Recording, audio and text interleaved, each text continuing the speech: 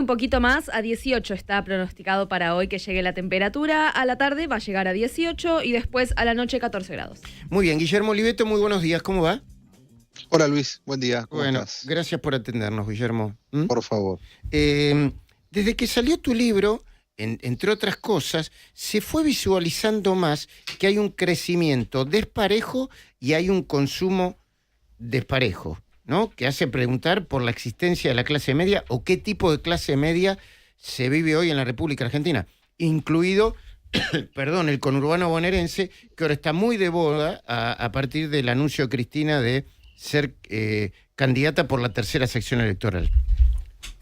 Sí, Luis, creo que este consumo dual responde a la sociedad dual que señalé ahí en el libro, lo analicé mucho, que es hija de un largo proceso de degradación, donde la sociedad argentina identifica 4 grandes traumas, 4 grandes hitos: el Rodrigazo en el 75, del cual se están cumpliendo 50 años, la hiper de Alfonsín en el 89, la crisis 2001-2002 y finalmente lo que señala como una especie de gran bombardeo que fue la pandemia con cuarentena muy extensa incluida, ¿no? Entonces, eso generó una espiral descendente que hoy te deja una clase media que es 30 puntos menos de lo que era, bueno, en esa reminiscencia que tiene la tapa del libro, en esa clase media mafalda de los 70, de los 80, en ese país que tenía apenas 4% de pobreza y 75% de clase media.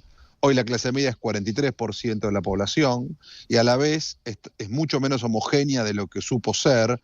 Tenés una división muy clara y cada vez más clara entre la clase media alta, que es el 17% de la población, que es la que hoy está expandiendo y fuerte el consumo, y ahora te detallo ahí qué sectores, y la clase media baja, que es el 26% de la población, donde te encontrás gente que aún siendo técnicamente de clase media ya no se autopercibe como tal, sino que se llama a sí misma como clase trabajadora o remadora o luchadora, lo que es peor, pobreza intermitente. El gran quiebre, Luis, ahí es en muchos casos el perfil de empleo, si es formal o informal. Entonces vos en la clase media alta tenés hoy empleado formal en general, en el sector privado, esa gente su salario le ganó o le empató a la inflación como mínimo, duplicó en dólares o más, tiene acceso al crédito ahora que el gobierno le dice a los bancos que vuelvan a trabajar de banco porque ya no necesita tanto su dinero porque tiene superávit fiscal, y finalmente tenían ahorros, y muchos probablemente con ese ahorro el año pasado se han hecho mucho dinero porque hubo inversiones financieras que dieron rendimientos muy grandes. Entonces, juntás esos 4 elementos, bueno, está volando la venta de autos, 84% en el primer cuatrimestre del año, volando la venta de inmuebles, de casas, de departamentos, arriba del 60% en el primer cuatrimestre de este año, los viajes al exterior creciendo más del 70% en los primeros 4 meses del 2025, siempre comparado contra el mismo periodo del año anterior, y la venta de electrodomésticos creciendo 50%. Ahí tienen los 4 grandes sectores que empujan mucho en la economía, muy vinculados con el dólar. En muchos casos sus precios, por ejemplo, los electrodomésticos bajaron incluso en dólares, además de que creció el poder adquisitivo al doble de los que los pueden comprar. Y esto hace que ahí haya un crecimiento muy genuino y muy real del consumo, ¿eh?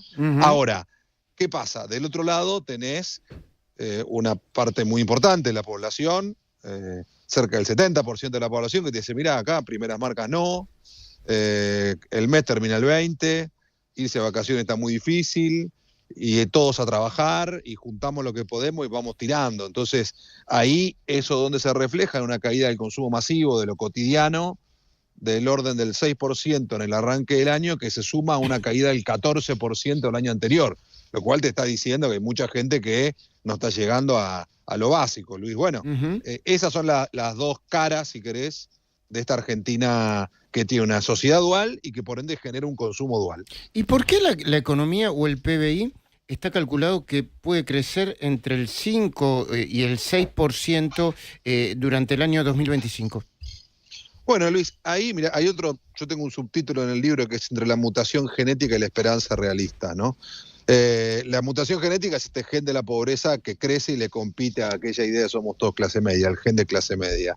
Pero la esperanza realista es porque la Argentina tiene un ticket por delante, a la vista, y ya concretándose muy fuerte, ese ticket está calculado por ABC, la consultora de Dante Sica, y también por Ecolatina, entre 60.000 y 80.000 millones de dólares más de ingresos por año entre el 2030 y el 2033. Y eso no llega de un día, ¿no? Va creciendo. Obviamente ahí tenés energía, que eso es vaca muerta, tenés minería, que hay un alto nivel de inversión y creciente, tenés el agro, y por último la industria del conocimiento, Globant, Mercado Libre, software, etc.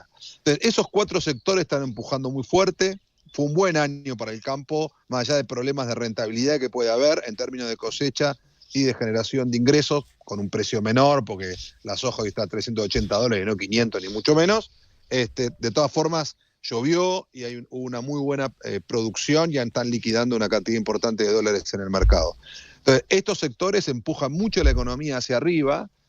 ¿Cuál es el problema, Luis? Otra vez también en los sectores económicos tenés dualidad. Hay sectores que están mucho más lentos. La industria, la construcción, que empieza a recuperar algo, pero el año pasado cayó 30%, y los bienes de consumo cotidiano que señalábamos antes, ¿no? Muy vinculados también con la industria. Entonces, esos 3 sectores, ¿qué tema tienen? Y bueno, que son muy generadores de mano de obra. Claro.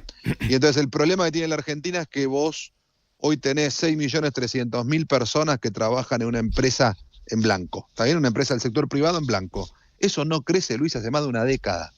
Entonces, hasta que eso no cambie, y eso requiere un proceso de inversión, confianza, una serie de cosas que tienen que ocurrir, hasta que eso no cambie, es difícil que podamos corregir este proceso de dualidad que se fue consolidando en estos últimos 50 años. Guillermo, te hago una última pregunta por mi parte.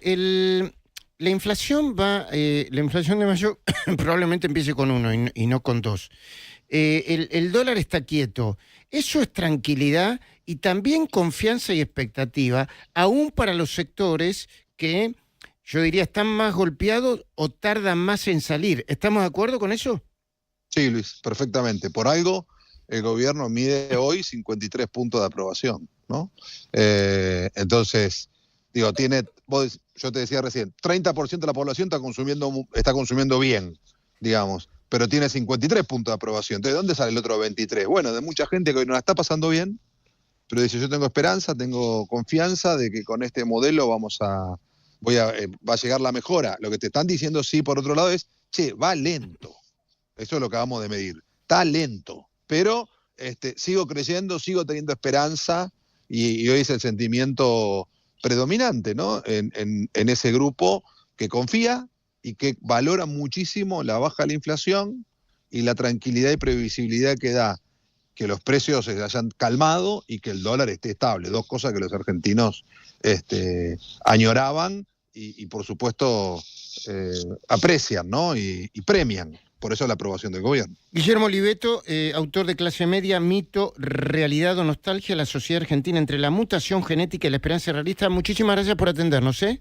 Un gran abrazo, Luis. Buen día. Muy interesante el análisis de Guillermo Oliveto, como siempre. 10 de la mañana, 44 minutos. Ya está abierto nuestro café de Margen del Mundo. Qué lindo para tomarte un cafecito, para comerte unas ricas medialunas, para almorzar, para pedir comida. Vení a Margen del Mundo, Concepción Arenal 4865, ¿no, Lu Gutiérrez? Sí, claro, hasta las 6 de la tarde está disponible el